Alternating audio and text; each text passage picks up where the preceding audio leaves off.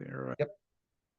Hi, and welcome everybody to another edition of the Winner's Circle Sports Betting Podcast. Back again for the second time. For those of you who don't know, I put out an earlier video with both winning picks in tonight's games in the NBA playoffs, so you can get that right on our archives at our channel here.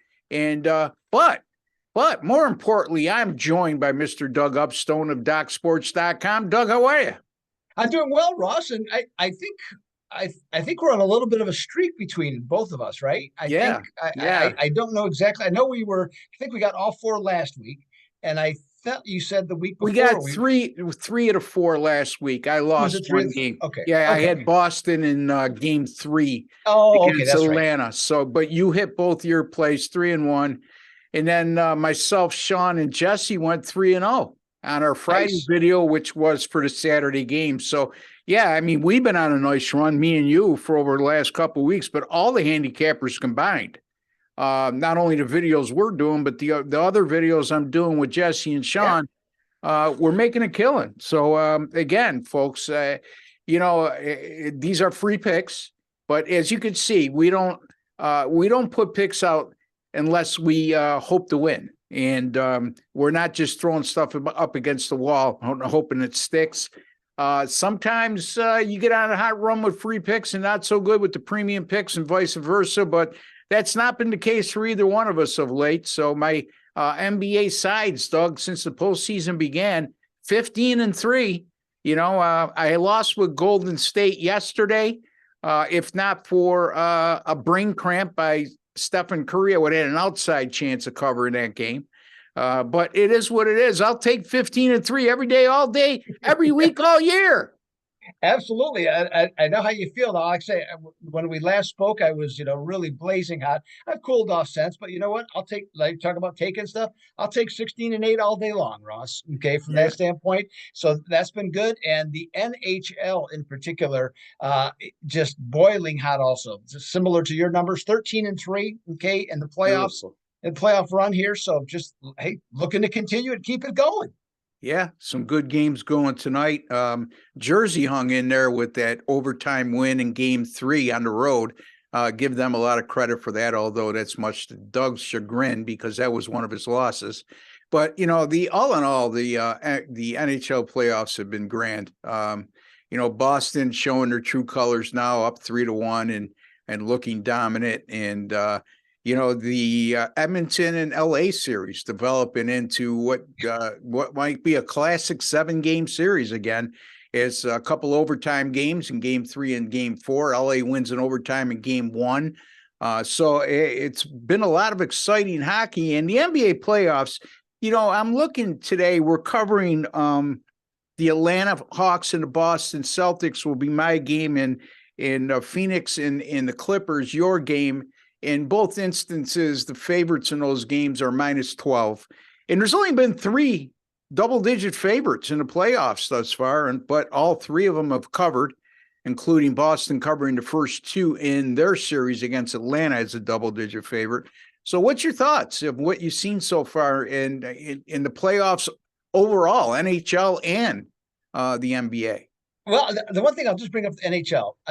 I don't think there is any more worthless ticket to have in it for an NHL side game than one that goes to overtime, because it is literally a coin flip. Okay. I mean, no, and this has nothing to do with me. I get it. I get it. I mean, the last 2 days, there have been 4 overtime games all 4 have been won by the road team. Okay. I mean, it's literally, it is a coin flip because there's nothing there.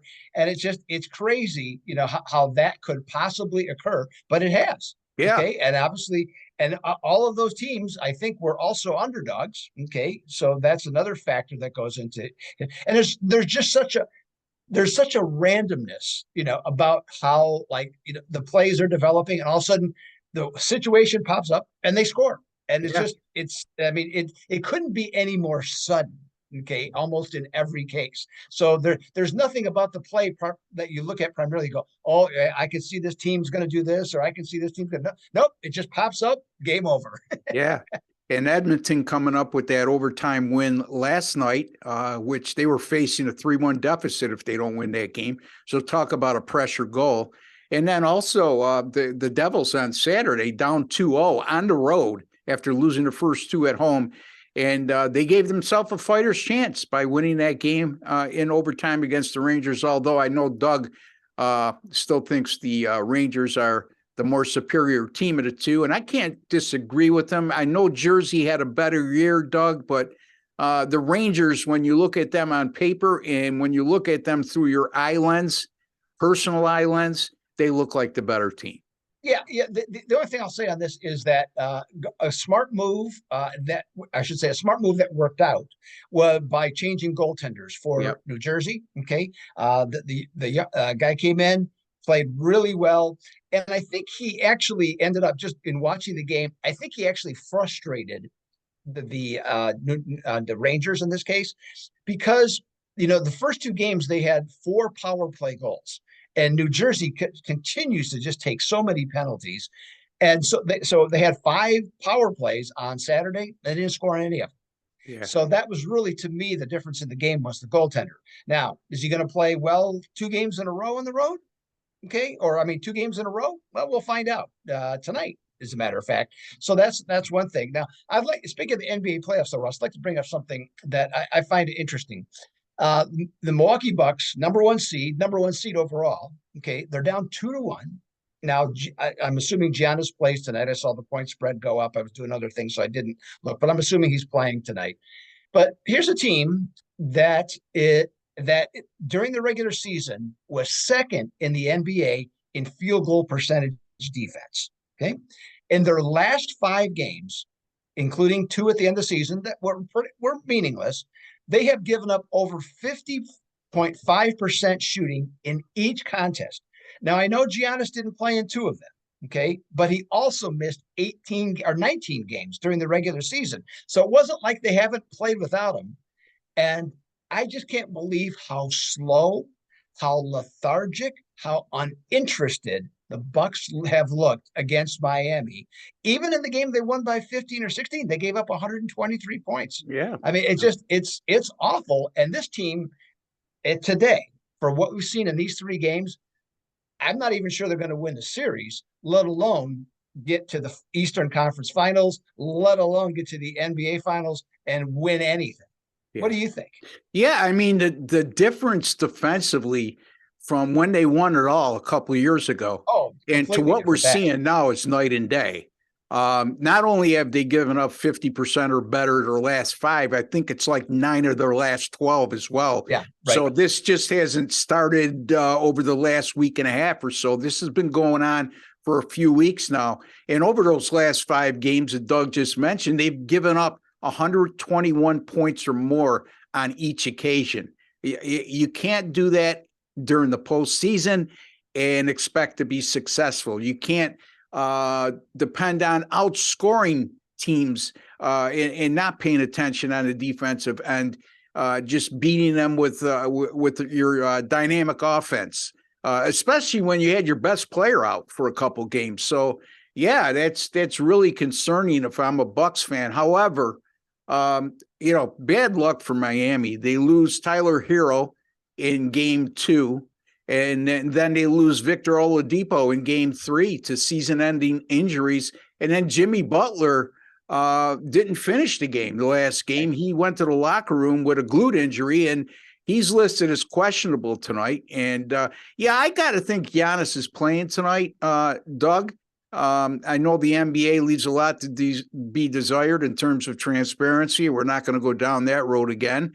But having said that, yes, the line going up to 7. Yes, if Giannis is able, we've seen him play hurt in the postseason before and play quite well when doing so. The NBA Finals comes to mind 2 years ago, where he looked to have a gruesome injury, but came back and was just tremendous. But that's still concerning, And Miami also, like I just said with Miami. Just remember, folks, if we know the guys are out for Miami, The odds makers do too. So when we give out a line and say somebody might like Miami +7, I'm not saying that's the case for either one of us. You always get the people that chime in and say, but did you know that so-and-so and so-and-so and so-and-so is hurt? Well, we better. That's what we do for a living. But even the best of us this year have been a little perplexed by some of the lack of player availability and the transparency in the NBA. So we'll leave it at that, Doug. I really don't want to belabor that point. If you want to add something. No, well, I'll just go and along that same point, the NBA needs to take a look at itself, or I should say, the teams do. I mean, Paul George, Kawhi Leonard, they did everything possible to keep these guys healthy. Okay, and look where they are. Yeah, they're in the playoffs, and they have neither one of them. So maybe it's time to move on from them. Okay, if that's the case, if you're the Clippers, I don't know. I mean, I don't know what their contracts are, but any of these people that you start thinking ahead of time what days you're going to sit certain players. Not working. Injuries just happen, and so since both of those guys have gone to the Clippers, they've really struggled to remain healthy for any long period of time. And when you build your team around those two star players, because I would say, I don't know the exact figures, Doug, but I got to say that their two salaries probably take up 60% of the entire roster salary. So not only you have a lot of money invested in these guys, when they become unavailable, you're not paying anybody else big money behind them. You've built a supporting cast that in the Clippers case, their depth is very good. But when you take away your two key components, all of a sudden you're a very average team. You know what I mean? So, it's a frustrating thing to see. Giannis being out in the playoffs, Jimmy Butler, hopefully he plays tonight, but he's had a history of getting hurt in the postseason and during regular season for prolonged periods of time. So, I mean, here's the thing, Doug. The NFL gets it right. I mean, I'm sorry. I know a lot of people are going to speak out on this, and that's okay. I welcome your comments. But the NFL, there's no guaranteed salaries unless you're Deshaun Watson. And that was a ludicrous deal by everybody's account, okay, except the Cleveland management. But when you start guaranteeing money like you do in the NBA, and the only way you can get out of a contract was with these absorbent buyouts anyway, this is what you're stuck with. So if you have a salary cap, that's great. But the bottom line is that you have to have an out. I mean, you look at the NFL. I mean, the only money that they have to account for is their upfront money, their bonus money, because the bonus money is the only money that's guaranteed upfront, and everything else is prorated after that. And if they terminate a contract in the NFL, okay, without confusing people out there that really aren't mathematically inclined, I'll try to make it as simple as possible. The only thing that counts against the cap when you terminate a contract in the NFL is the money that you put up front. So if you paid a guy $20 million up front on a 5-year deal, the only guaranteed money against the cap is $4 million per year unless he's retained. Then he gets the full salary goes against the cap. That's not the case in the NBA. No, well, I mean, a stronger union. Same with baseball, stronger union just overall. And but the NBA, the one thing the NBA that does seem to have right, though, and it works for both. I mean, not to say the other leagues aren't doing well, but the players and the owners both are making lots of money. So there's really no complaints, and it's tied together in terms of whatever the component is for for a cap or for the amount of money that can be spent. So it works. It works. But still, it's working against for the fans in many cases because these star players are not playing. Yeah, but I guess my point is, Doug, and your point's well taken. My point is, if you want to move on from just say, look, Kawhi Leonard and Paul George were paying them X amount of money a year. These guys can't stay available for maybe 3/4 of the year. They weren't available during the postseason. If you want to move on from them, you can, unless you're stuck with their contract or an expensive buyout, where that's not the case in the NFL is what I'm trying to say. Yeah, right. You're other absolutely than right.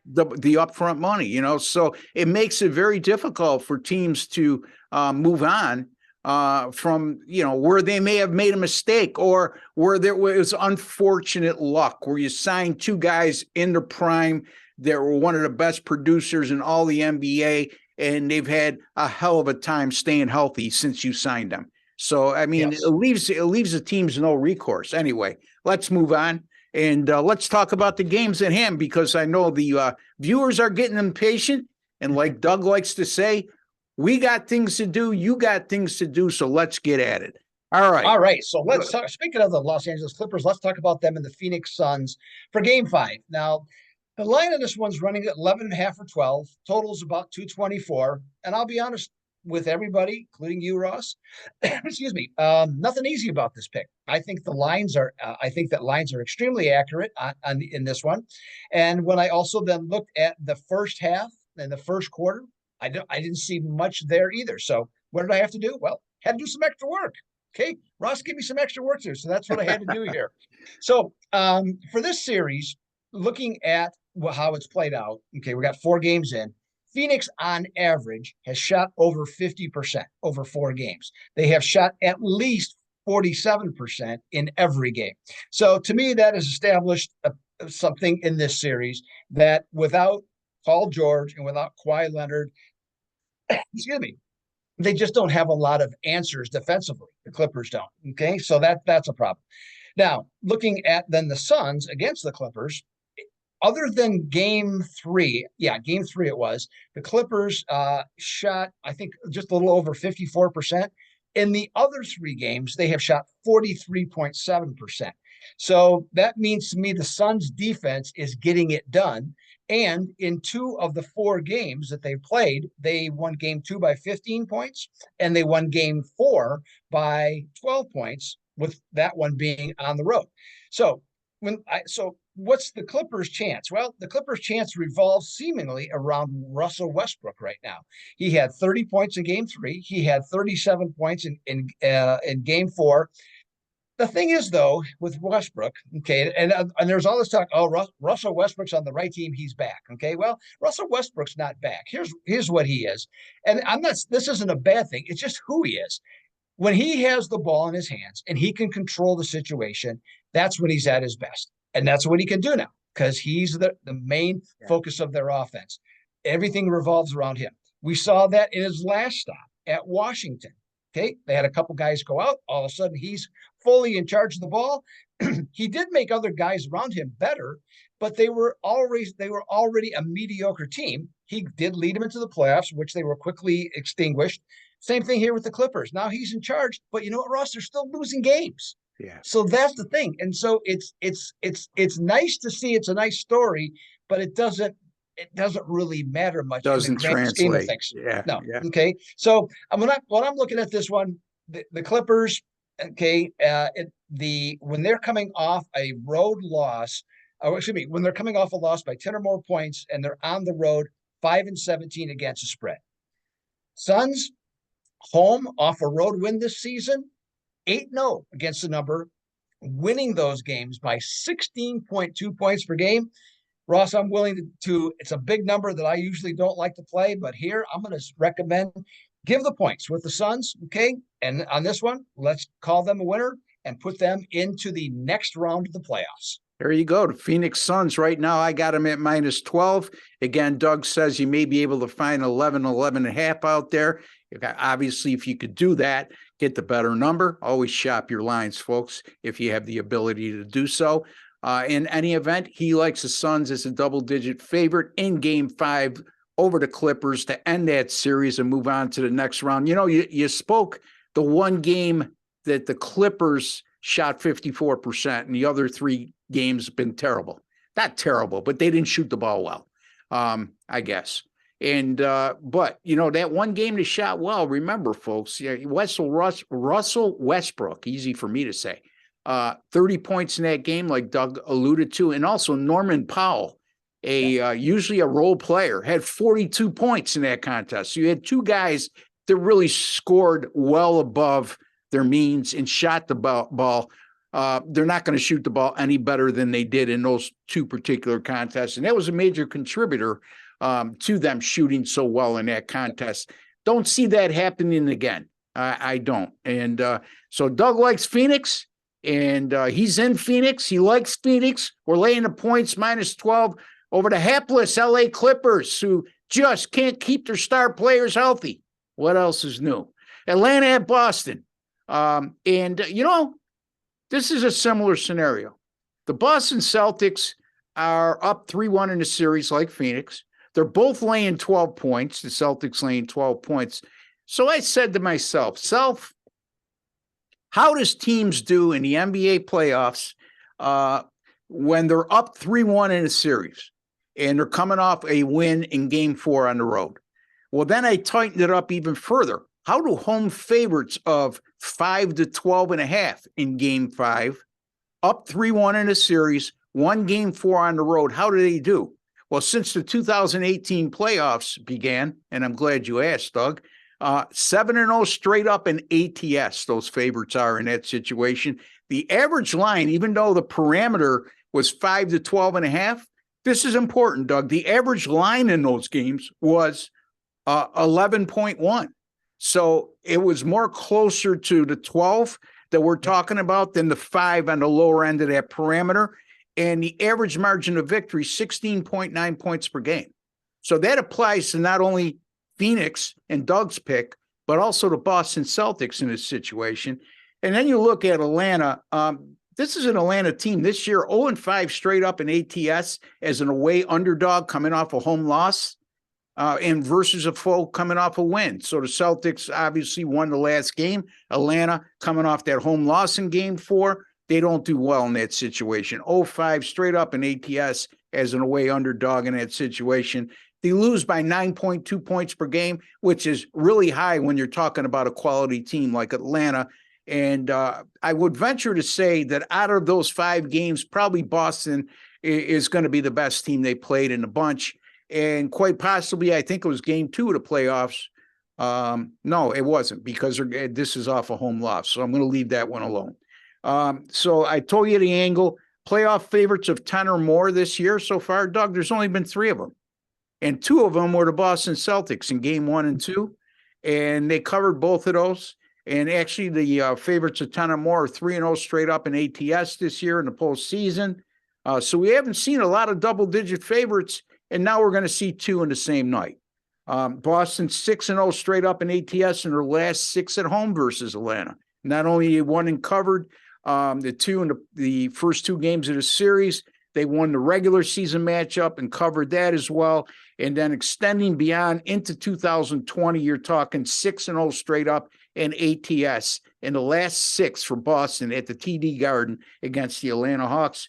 And finally, the Boston Celtics, 7-0 straight up and 6-1 against the spread, and their last 7 at home coming off a win.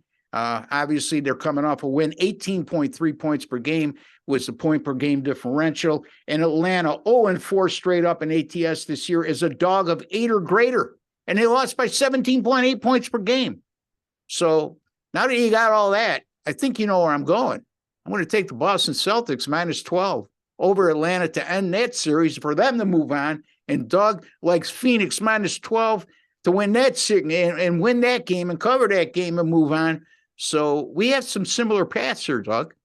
Yes, we do. And the only thing that we should have talked before, like maybe yesterday or something, because we could have had T-shirts made up that said the Chalk Brothers. Okay, yeah. In this case, so, and like you know me, I hate.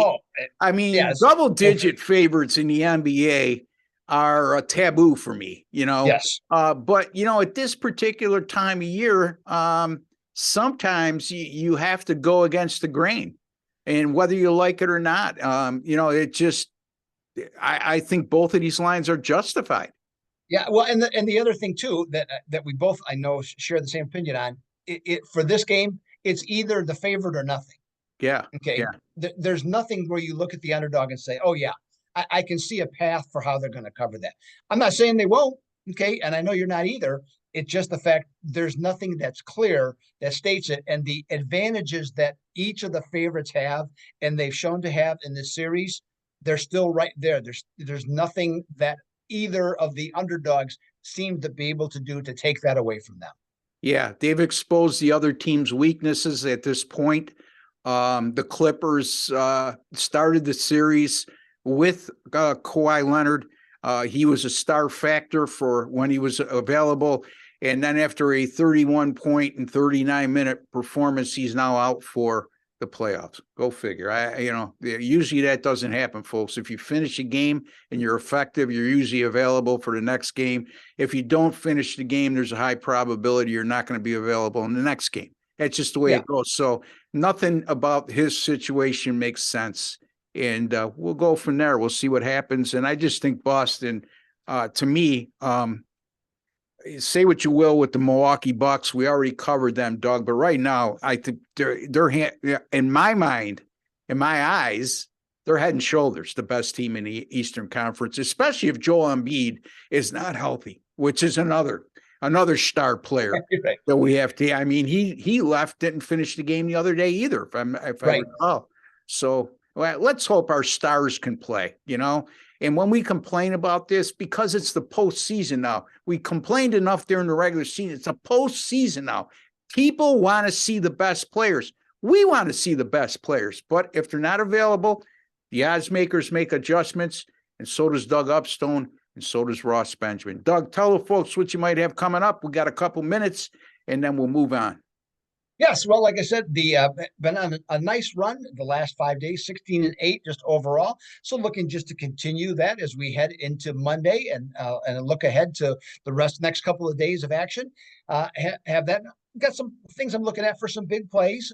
NHL, as I mentioned, 13-3, just really sharp on that angle. That's been very good. So there's seemingly some really nice opportunities. It's got to cost you some money in some of these odds, but there's some good opportunities, I think, in the days ahead. Not unlike what we just talked about with the Suns and with Boston, giving out free picks here.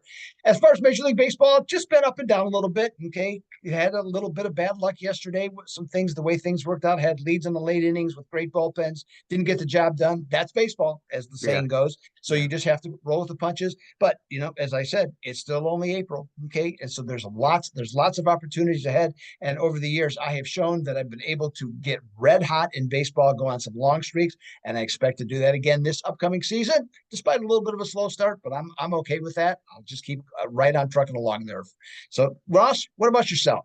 Yeah, I'm off to a slow start in Major League Baseball as well, Doug. But on a positive note, my last pick I gave out one pick on Saturday, didn't play anything yesterday, but the one pick on Saturday on the Miami Marlins plus 119 in game 2 of that doubleheader, and they won.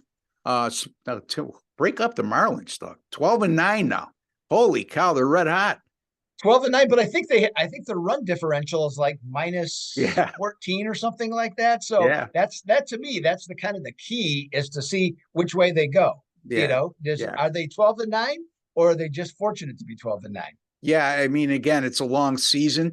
Those are the kind of things when we wind down the stretch that we look at more closely because we're looking for value and we're looking for teams that are a false favorite, a false contender, whatever phrase you want to put on that. So, how about Pittsburgh though, Ross? They're and they lost their best player beside. Right. So O'Neal. Good for them. I'm glad for the Pirates fans, if anything. You know what I mean, Doug? You mentioned at the beginning of the year, who's going to win the NL Central because you thought it would be St. Louis by default, but you weren't crazy about them either. And look, lo and behold, the Cubs. What about your Cubs, Doug? Well, they're okay. I mean, they're above 500. I'm still not. I'm not sold on it. But I mean, they're playing better. And actually, the thing that's most interesting is how well Cody Bellinger is playing. That's the biggest maybe surprise of anything. But yeah, the Pirates though. I tell you what. there's a lot to like with, and what we saw in the second half of last year when they played well. Well, you know what? The players believe, and obviously the talent level is better than it looks. It looked going in. We'll see about the pitching, as it goes along. But it's kind of a fun team to watch, and they got the second best record in baseball. Yeah. Excuse me, that's just crazy. You got Milwaukee, the Cubs, and the Pirates all playing real good ball, while St. Louis has really been a disappointment out of the gate. And I can't say, look, they're getting old. They lost a couple players to retirement. Yeah. But, at the end of the day, this isn't a very good team, in my opinion. They got pitching, but they're not hitting. They can't hit their way out of a paper bag right now, but things change as the season develops. So we'll see. Yeah. It's still really, really early. You can find me at rbwins.com, but I'm going to do something different here today. Tomorrow, folks, I will have an NBA premium pick over at Sports Memo. They run a $2 special on Tuesdays. They use two of their handicappers, me being one of them, where they run a $2 special. I will have a $2 play at sportsmemo.com. So those of you who come here for free picks all the time, spend $2. Win some money and contribute to the fun. It's like going to the bar and having a couple drinks. You don't hesitate to leave a bartender a tip. I think you wouldn't anyway. But why not, help me and Doug out here as well, and everybody else at the site. In any event, until the next time, Doug will be back with us on Thursday. I'll be back tomorrow morning with Sean Higgs and Jesse the Mule Shule, as we'll be talking the NBA playoffs tomorrow. Doug, always a pleasure, my friend. And to the rest of you, we like to wish each and every one of you all the very best. Take care and God bless.